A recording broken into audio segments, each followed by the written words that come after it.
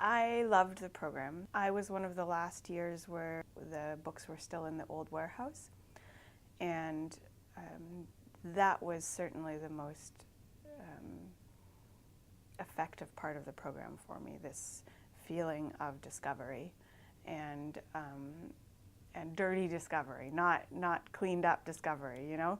This feeling of like there were dead mice under the pallets and you know, boxes that were overflowing with receipts and, you know, and junk and like tar, and you got filthy in there and it was hot and gross and, you know, and that really felt like discovery.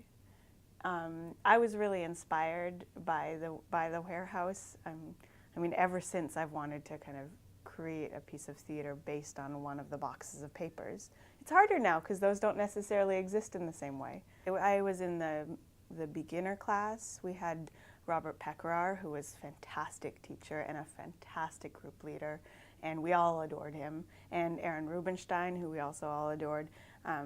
So it was a very tight group. We weren't in dorms either. We were all living in local housing.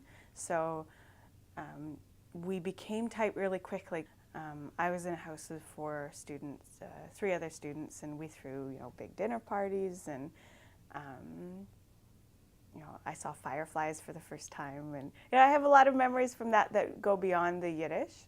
It was a really powerful 2 months. There were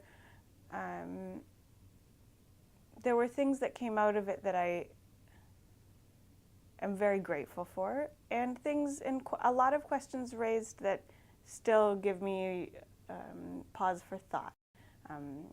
For me, the whole process of kind of jumping in and getting dirty was a really important part. My work with Yiddish is only partially academic, and I think a much greater part of it is about heart and smell and touch, and so I'm grateful I had that option before it disappeared.